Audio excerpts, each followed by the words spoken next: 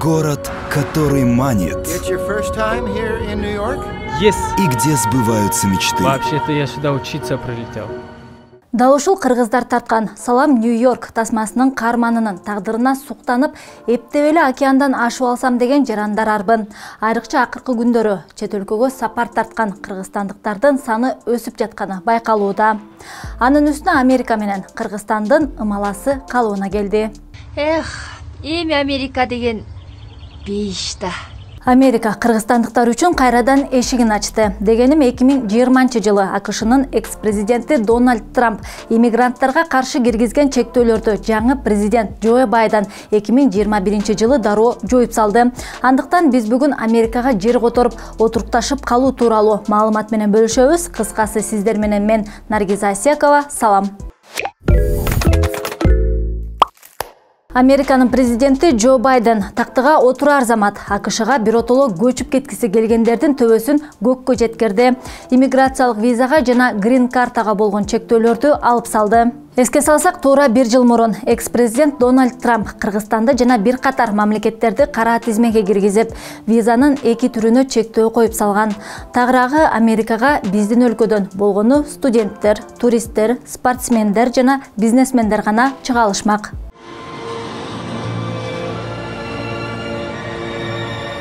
Ал эми АКШга жер которуп жарандыгын алайын дегендерге кескин тыюу салынган. Аны Трамптын администрациясы коопсуздук жана тиешелүү деңгээлде корголбогон кыргыз паспорттар менен байланыштырышкан. Эми болсо Американын Бишкектеги элчилиги Кыргызстан акыркы 12 айда бир топ каталарды оңдоп, жигердүү кызматташып жатканын жүйө келтирип, кыргызстандыктар үчүн кулачын жайды.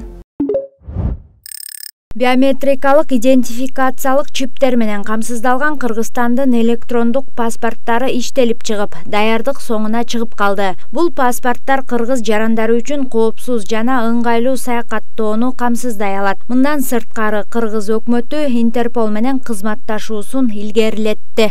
Анда эмесе Америкага кантип барса болот. Эгер кыска мөөнөткө сапар тартсаңыз, анда көп деле маселе жаралбайт. Ал эми биротоло көчүп бара турган болсоңуз, анда көбүрөөк күч жумшайсыз. Жалпысынан визалар 2 түргө бөлүнөт. Иммиграциялык жана иммиграциялык эмес деп. Алгач иммиграциялык эмес визага токтолсок, аны туристтер, ар кандай алмашуу программаларын колдонгондор, окуу, тренингке катыша тургандар, убактылуу жумушка орношкондор, ошондой эле бизнес өкүлдөр колдоно алышат. Моя работа, мой дом, мои друзья, моя кошка. Тогда возьмите рабочую визу. Иммиграциялык эмес визаны алууну каалоочулар Америкага барганда ал жакта калып калбастыгын тастыктап, элчини ишендириши керек болот. Болбосо виза эмес, бокта жок. Умоляю вас, дайте мне визу, крошечную визу. Пошли вон. Визочку. Мисалга, бир үй бүлөнүн мүчөлөрү иммиграциялык эмес визага арыз беришти дейли. Ошентсе дагы элчилик алардан ар башка документтерди талап кылып, окшош эмес суроолор менен сиз Америкага кандай ниет менен кетип жатканыңарды текшеришет. Ар бир жарандын жеке маалыматына жараша элчиликтин кызматкерлери кошумча документтерди талап кылууга укуктуу. Кезекти иммиграциялык визага берсек, ага 4 категориядагы адамдар гана илине алышат. Биринчиси Америкада жакын тууганы жашагандар, аялы же күйөөсү, 21 жашка чыга элек баласы, 21 жаштан жогору кызы же уулу. Бир тууганы Американын жараны болсо, анын жанына барыш үчүн дал ушул визаны сураганга мүмкүн. Экинчиси жумуш боюнча иммиграция. Америка тарап туруктуу жумушка чакырган учурда. Үчүнчүсү лотерея катары ойнотулган грин картаны утуп алган күндө эч бир тоскоолдуксуз Америкага учуп кетсе болот. Күйөө бала же болочок келиндер дагы иммиграциялык визаны колдонушат. Тагыраагы үйлөнө турган же күйөөгө тие турган Американын жараны түгөйүн жанына чакыртып ала алат. Ты просишь меня о фальшивом браке, да? Фальшивым? Что ты хочешь сказать? Без любви. Ну, конечно же, с любовью. Ты ведь меня любишь? Ал эми айрым жарандар иммиграциялык визаны таптакыр эле ала алышпайт. Алар кооптуу, жугуштуу ооруга чалдыккандар, психикалык жагынан жабыркагандар, оор кылмыш жасагандар жана терроризмге айыпталгандар. Мындан сырткары Америкага мыйзамсыз жол менен кирүүгө аракет жасагандар.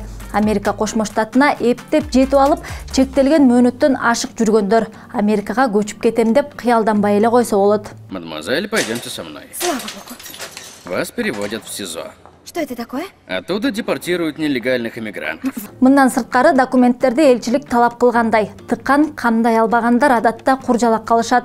Ошондой эле виза берердин алдында ишенимсиз сүйлөп же шек жаратсаңыз, туристтик виза алып, маршрутту туура эмес толтурсаңыз дагы визаны бербей коюшат.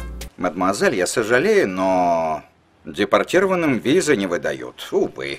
Өз кезегинде Кыргызстандагы Американын элчилиги жарандарды визага документтерди топтоо боюнча ар кандай агенттиктерге ишенбөөгө чакырат.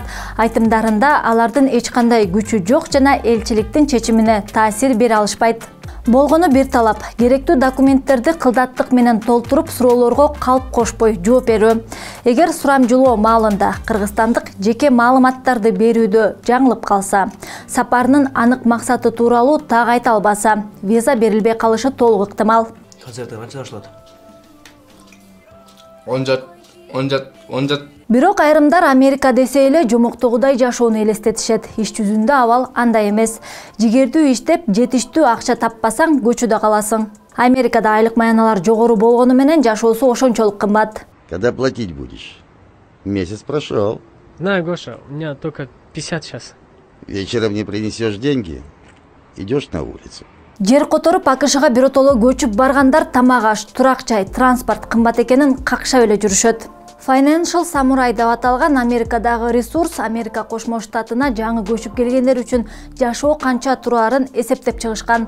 Алардын баамында айына $5000 тапкан жарандар Америкада жашоо тиричилигин жүргүзө алышпайт. Демек өлбөстүн күнүн көрүп калышат. $200.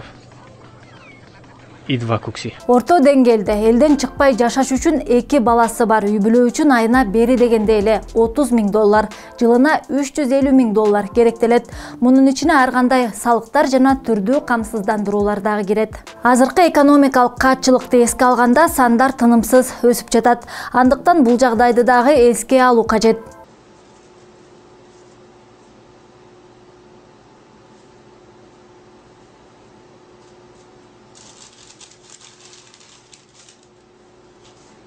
Ийбаса, айрым учурларда кээ бир жарандар Америкага мыйзамсыз жол менен барууга аракет кылышат. Тактап айтканда Мексика аркылуу учуп барып, АКШ тараптан баш бааник сураган учурлардагы жок эмес. Американын Кыргызстандагы элчилиги качкындарды кабыл албайт. Качкын статусун каалагандар түздөн-түз Америка Кошмо Штатынын иммиграциялык кызматына кайрылышы шарт. Мы пока проверим ваш статус. Мой статус? Вы в порядке? Бирок мындай ыкмалардын тобо келчилиги арбын. Кесепетинде жарандар эки өлкөнүн ортосундагы чегерага кыпчылып же бир нече жылга түрмөгө түшүп калышы толук мүмкүн. Анда эмесе жыйынтыктап кетсек, Америкага сапар тартыш үчүн эң негизгиси документтерди туура толтуруп, максатты адашпай айтып, ар кандай агенттиктерге ишенбеш керек. Деньги вперед.